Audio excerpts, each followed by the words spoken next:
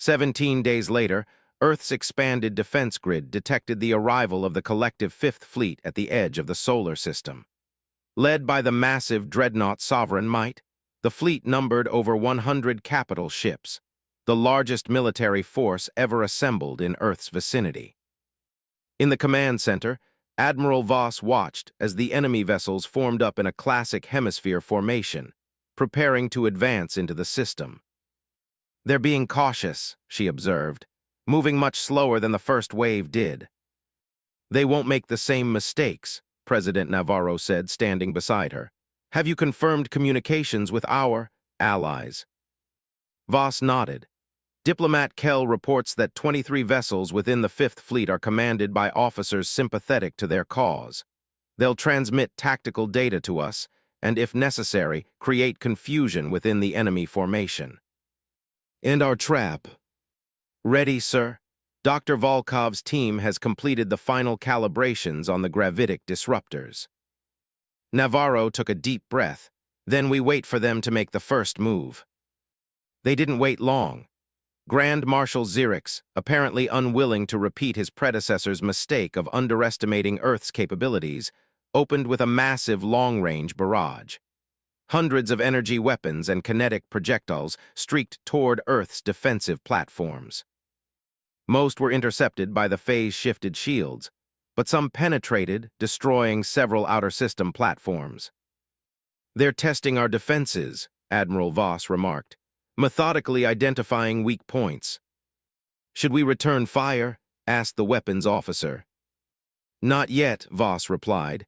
"Let them commit to their approach vector." For hours, the collective fleet advanced slowly, probing Earth's defenses with increasingly sophisticated attacks. Earth's platforms absorbed damage but held the line, revealing just enough vulnerability to encourage the enemy's advance. Finally, the massive collective armada reached the predetermined engagement zone, a region of space where Earth had secretly deployed its newest weapons. "They've entered the kill box," reported Commander Tanaka. "All enemy vessels are within the gravitic disruption field." Admiral Voss looked to President Navarro, who gave a solemn nod. "Initiate Operation Horizon," she ordered. Throughout the solar system, hidden installations activated simultaneously.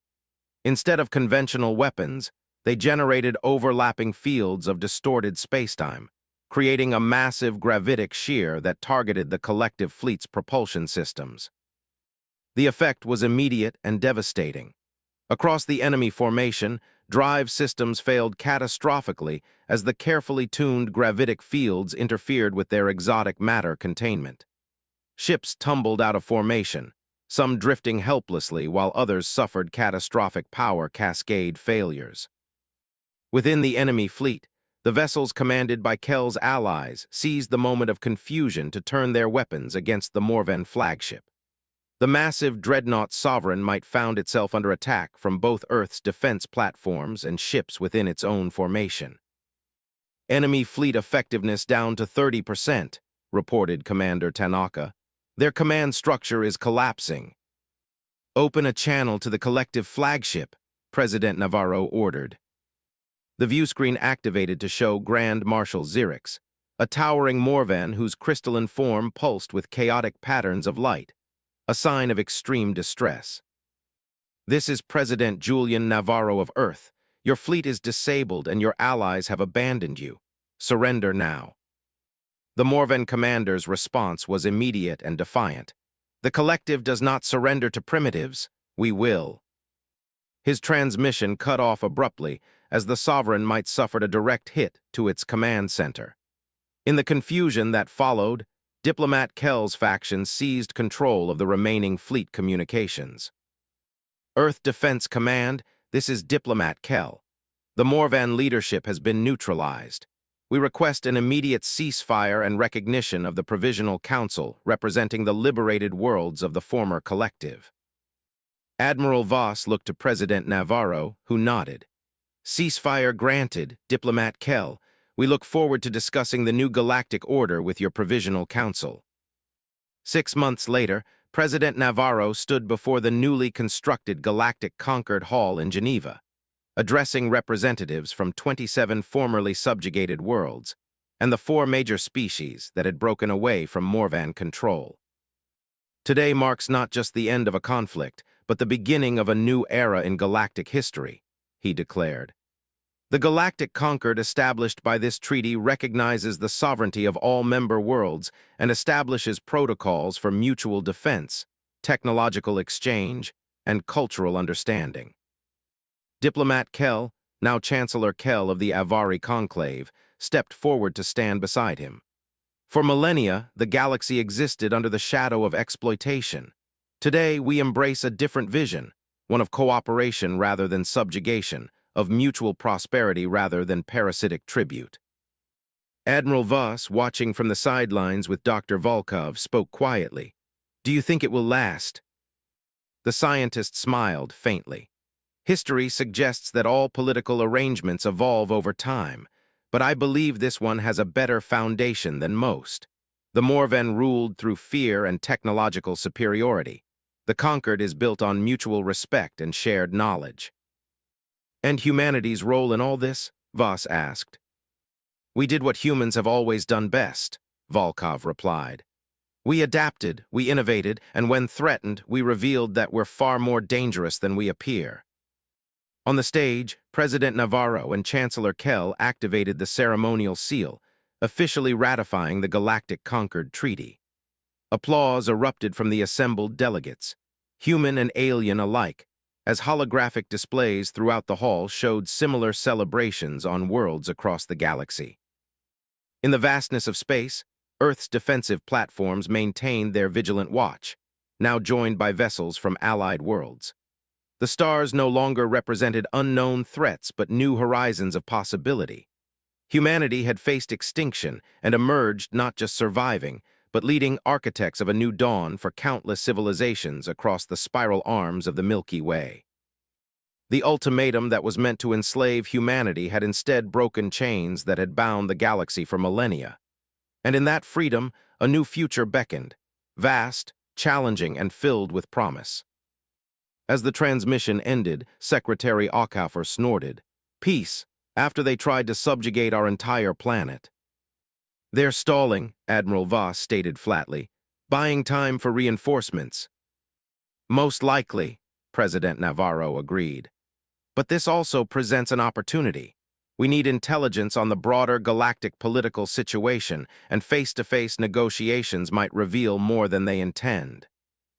Dr. Volkov, who had been uncharacteristically quiet, finally spoke up.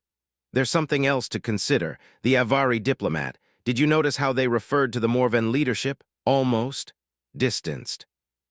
"You think there might be fractures within the collective?" asked Voss. "It's a theory worth exploring," Volkov replied.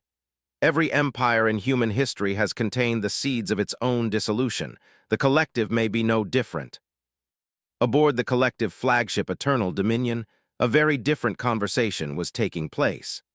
The ship's council chamber, typically a model of hierarchical order, had descended into barely controlled chaos.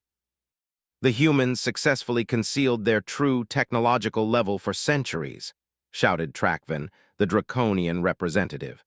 "This changes everything about our assessment of their world." Supreme Arbiter Zexteral's crystalline form pulsed with angry red light.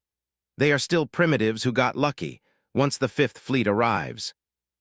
"The Fifth Fleet is 3 weeks away at best," interrupted Elder Kravosh of the Telexians. "And we've already lost more ships than in the last 5 planetary acquisitions combined." Diplomat Kell observed the growing discord with carefully concealed satisfaction. The Avari had served the Morven for millennia, always in subordinate roles despite their technological contributions to the collective. Now, for the first time, fractures were appearing in the Morvan's absolute authority. "Supreme Arbiter," Kell said, stepping forward. "The humans have agreed to diplomatic talks. This provides us an opportunity to gather intelligence on their defenses while we await reinforcements." Zexteral's crystalline body shifted hues, settling into a more controlled amber.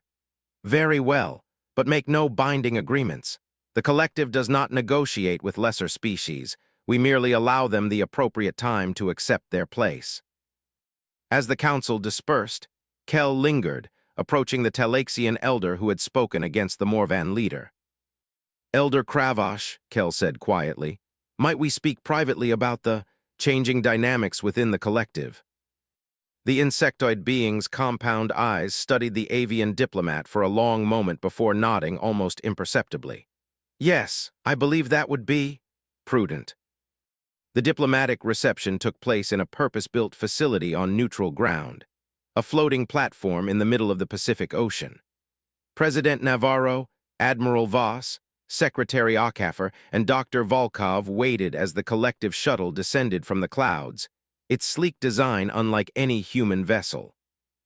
The meeting that followed was tense but productive in unexpected ways. Diplomat Kel led a delegation that included representatives from 4 species, notably absent any Morvan. The discussions, ostensibly about Earth's relationship with the collective, quickly revealed deeper truths. "The Morvan believe you to be an anomaly," Kel explained during a private moment with the Earth delegation. "They cannot accept that they miscalculated so severely." "And what do you believe?" President Navarro asked. The avian diplomat's feathers rippled in what human xenologists were beginning to recognize as amusement. "I believe that the galaxy is changing, Mr. President. For 50,000 years, the Morvan have maintained their dominance through technological superiority and careful manipulation of subject species. Earth's resistance represents more than a military setback. It is an ideological challenge." Admiral Voss leaned forward. "You're not here just to gather intelligence for your masters, are you?" Kel's multifaceted eyes glinted. "Let us say that certain factions within the collective have long awaited an opportunity to renegotiate the terms of our association."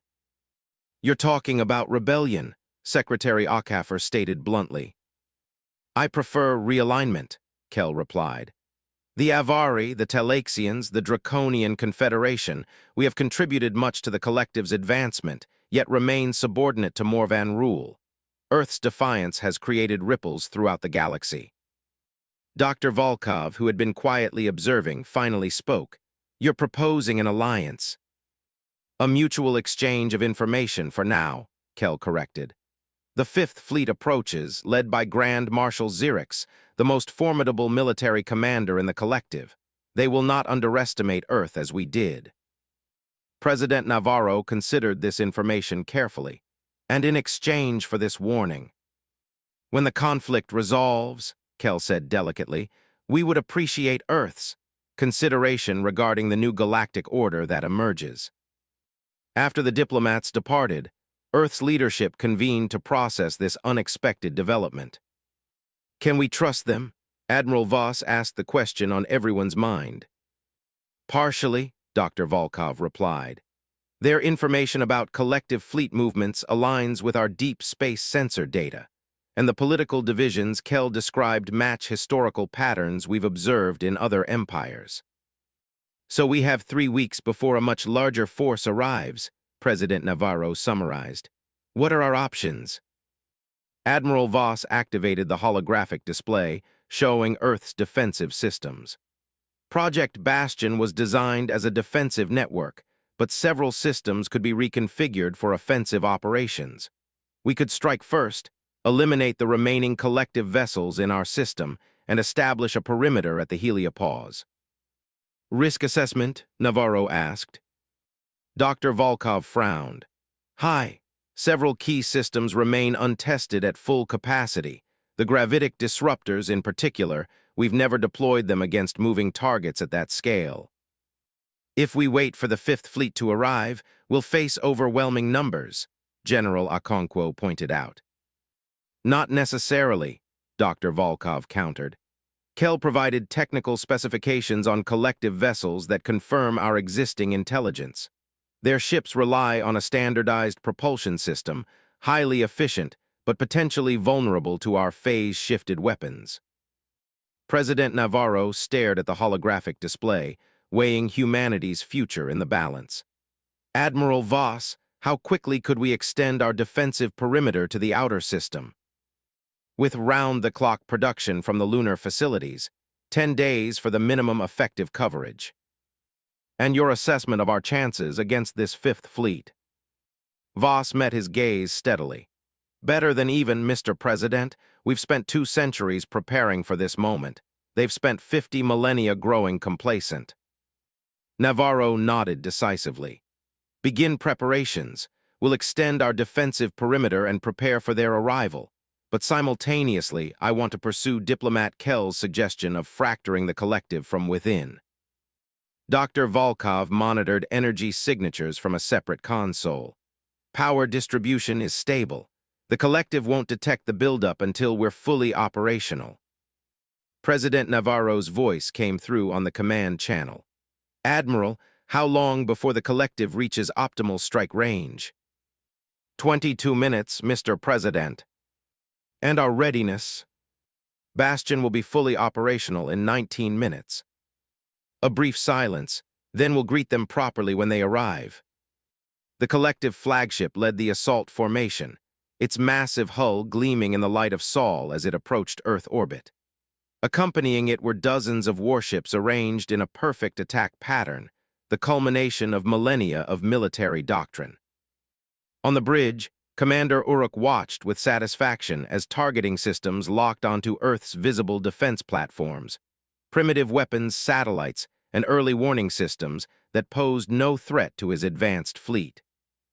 All vessels in position, his executive officer reported. Weapons locked on initial targets. Begin the demonstration, Uruk ordered. The first volley of collective energy weapons lanced toward Earth's orbital defenses, and then something unprecedented happened. The beams struck an invisible barrier 60,000 kilometers from Earth's surface, dissipating in spectacular, harmless displays of light. What was that? Uruk demanded, rising from his command chair. Unknown defensive technology, his science officer replied, tentacles working frantically over holographic controls. Sensors detect. This can't be right. A phase-shifted energy barrier encompassing the entire planet. Before Uruk could respond, new contacts began appearing on the tactical display. Hundreds of them, materializing from apparently empty space around his fleet. Cloaked defensive platforms, the tactical officer called out, her voice rising in alarm. They're powering weapons. Impossible, Zexteral stated flatly, his crystalline form now pulsing red with agitation. Human technology is not capable of. His words were cut short as the first collective destroyer erupted in a ball of plasma, then another, and another. In Earth's command center, President Navarro watched the engagement with grim satisfaction. They expected primitives cowering before their technological superiority, he observed quietly. Their arrogance blinds them. Admiral Voss nodded. Humanity has always excelled at preparing for threats. After their first scout ships assessed our world 2 centuries ago, we recognized the pattern, predators seeking prey. And so we hit our teeth, Dr. Volkov added, his eyes on the tactical display where red icons representing collective vessels were rapidly disappearing. Every technological breakthrough we achieved, we kept our most advanced developments completely secret. A shadow technological tree, Navarro mused, growing alongside our public one hidden from sight. On the main view screen, the collective fleet's elegant formation had dissolved into chaos, as vessels designed for overwhelming force against inferior opponents suddenly found themselves targeted by weapons that bypassed their shielding systems. They're attempting to regroup, Admiral Voss reported, studying the tactical data. Shall I press the attack? Navarro considered the question. No, let them retreat to the outer system. I want to address their command directly. The communications officer nodded. Channel open, sir. I've overridden their encryption. You're broadcasting to their entire fleet. President Navarro straightened his jacket and faced the camera. This is President Julian Navarro of the United Earth Government. Your unprovoked aggression against our world has been met with appropriate defensive measures. Your fleet is outmatched. Withdraw from our solar system immediately. On the view screen, the image changed to show the bridge of the collective flagship. Zexteral surged forward, his crystalline form now a deep crimson with rage. This defiance is unprecedented. You are nothing but primitives who have concealed your true capabilities. The collective will not be denied. We will return with an armada that will reduce your world to ash. Navarro's expression remained calm. No, you won't, Supreme Arbiter. For centuries, your collective has preyed upon developing civilizations, exploiting them for resources and labor. That ends today. He gestured to Admiral Voss, who stepped forward. Our long-range sensors have already identified your homeworlds and major installations, she stated. The weapons we've revealed today represent only a fraction of our defensive capabilities. Return to your council with this message. Earth is not a target. Earth is not prey. Earth is now a peer power in this galaxy, and we will defend ourselves and any other world threatened by your exploitative empire. Zexteral's form pulsed erratically as he processed this information. The collective has ruled this sector for millennia. You cannot simply... We already have, Navarro interrupted. You have 12 hours to clear our system. After that, we will consider any remaining collective vessel a hostile target. The transmission cut off, returning to the tactical display showing the scattered remnants of the once mighty collective fleet limping toward the outer solar system. They'll be back, Dr. Volkov warned, and they won't underestimate us again. Admiral Voss nodded grimly. Let them come. Humanity has never been stronger than when facing an existential threat. We've had 2 centuries to prepare for this moment. President Navarro watched the retreating enemy vessels with a mixture of relief and determination. Today marks a new chapter in human history. We've revealed ourselves to the galaxy not as victims or subjects, but as equals. The real work begins now. In the vast darkness of space, Earth's hidden defenses continued their silent vigil, a testament to humanity's greatest strength. The ability to plan, adapt, and overcome. The collective had demanded surrender. Earth had answered with defiance. And in that defiance lay the seeds of a new galactic order, New Dawn. The Orbital Defense Command Center beneath Mount Cheyenne hummed with activity 3 days after Earth's unprecedented victory. Admiral Ilara Voss studied the massive holographic display dominating the center of the room, where the remaining collective vessels appeared as dim red markers clustered near Jupiter's orbit. They haven't left the system, she noted, addressing the gathered military leadership. 23 ships intact out of their original 38.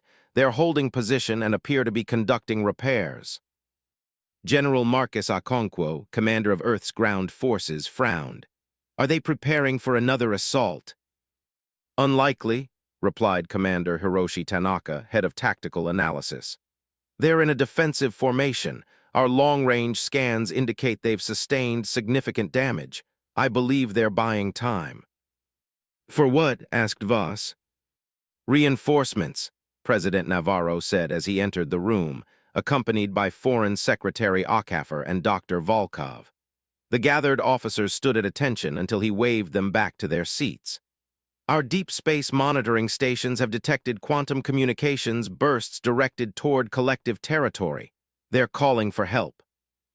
Dr. Volkov cleared his throat, drawing attention to the tablet he carried. Based on our intelligence on collective fleet deployments, the nearest significant force is approximately 3 weeks from our solar system, if they departed immediately upon receiving the distress call. Admiral Voss nodded grimly.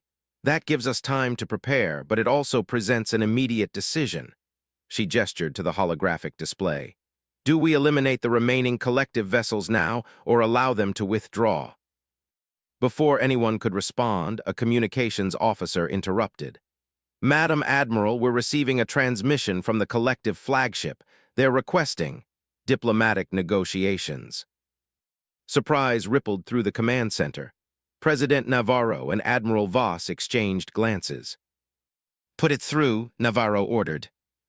The holographic display shifted, revealing not the crystalline form of Supreme Arbiter Zexteral, but an elegant, almost avian being with iridescent plumage and elongated limbs.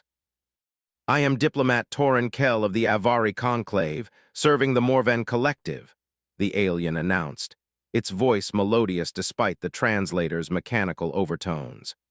I request an immediate cessation of hostilities and the establishment of diplomatic relations between our peoples. President Navarro stepped forward. I am President Julian Navarro of the United Earth Government. Your fleet entered our system with explicit hostile intent, demanding tribute and threatening our sovereignty. Why should we negotiate now? The avian diplomat's feathered crest rippled, a gesture that the xenologists present interpreted as discomfort. The initial approach was regrettable, Kell acknowledged. Supreme Arbiter Zexteral acted on incomplete intelligence regarding Earth's defensive capabilities. I have been authorized to offer more appropriate terms for Earth's integration into the galactic community. Integration? Admiral Voss interrupted, unable to keep the edge from her voice. You mean subjugation? Not at all, Kell replied smoothly. The collective encompasses many worlds and species. Some joined through conquest, yes, but many through alliance and mutual benefit. Earth has demonstrated itself worthy of greater consideration than initially assessed. President Navarro's expression remained impassive. We are not interested in joining your collective, Diplomat Kell. Earth will remain sovereign. The alien diplomat's eyes, multifaceted like a dragonfly's, glinted with what might have been calculation. Perhaps we could discuss this in person. I request permission to send a diplomatic shuttle to your world.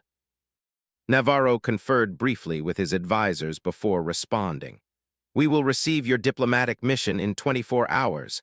One shuttle, unarmed, with a delegation of no more than 5.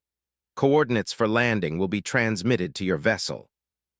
Agreed, Kell responded with a slight bow. We come in peace. The ultimatum. The Grand Chamber of the United Earth Council fell silent as the holographic projection materialized above the central dais. Supreme Arbiter Zexteral of the Morven Collective stood nearly 3 meters tall, his crystalline body refracting light in mesmerizing patterns. Flanking him were representatives of 7 alien species, each adorned with the distinctive silver insignia of the collective High Command. President Julian Navarro sat motionless at the head of the semicircular table, his weathered face betraying no emotion. Beside him, Admiral Ilara Voss, commander of the United Earth Defense Force, maintained the same disciplined composure, though her fingers tapped a silent rhythm against her uniform's sleeve. People of Earth, Zexteral's voice resonated through the chamber with unnatural precision. For 173 of your years, your world has enjoyed the incidental protection of the collective's dominion over this sector of the galaxy. You have been permitted to develop your civilization at your own pace, free from external interference. The chamber's temperature seemed to drop several degrees as he continued. That period of development has concluded.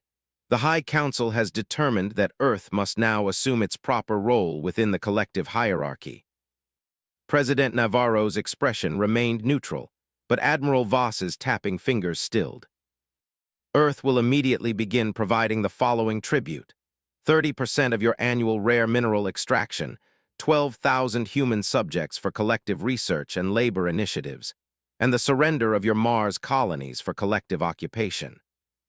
Murmurs rippled through the assembly as representatives from Earth's various regions exchanged alarmed glances. You have 72 Earth hours to begin compliance procedures, Zexteral concluded. A collective battle group has already entered your solar system and will oversee the initial transfer. Resistance would be inadvisable.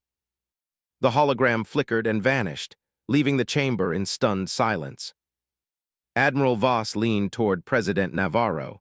Deep space surveillance confirms 38 capital ships just crossed Neptune's orbit. Navarro nodded slightly, then stood to address the assembly. The chamber will be cleared for an emergency session of the Security Council. We reconvene in 30 minutes. Deep beneath Geneva, within the heart of Earth Defense Command's fortified bunker, the Security Council gathered around a circular table embedded with holographic displays. The approaching collective fleet appeared as a constellation of red markers steadily advancing through the solar system. They've bypassed all diplomatic protocols, said Foreign Secretary Demetria Ockhaffer, her voice tight with controlled anger. This isn't a negotiation, It's an invasion with a polite preface. Defense Minister Viktor Petrov nodded grimly. According to conventional assessments, their fleet outmatches our visible defenses by a factor of 8. They expect immediate capitulation. And if we comply? Asked Economic Director Huang Wei. Dr. Nikolai Volkov, Director of Advanced Research, pushed a data tablet across the table. Unlike the others in their formal attire, the scientist wore a rumpled lab coat, dark circles under his eyes suggesting days without proper sleep. We've analyzed similar tributary relationships established by the collective on 17 worlds. The pattern is consistent. Initial demands expand steadily until the subjugated planet becomes nothing more than a resource extraction site. Indigenous populations are reduced to servitude or displaced entirely. President Navarro surveyed the grim faces around the table. Options. Conventional military response would be catastrophic, Admiral Voss stated flatly. Their technology, at least what they believe to be our technological ceiling, outclasses our public capabilities by centuries. We'd lose millions in the opening salvo alone. Diplomatic channels, suggested Secretary Okafor. The collective has already closed them, Petrov replied. This ultimatum bypassed all normal protocols. And compliance? Navarro asked, though his tone suggested he already knew the answer.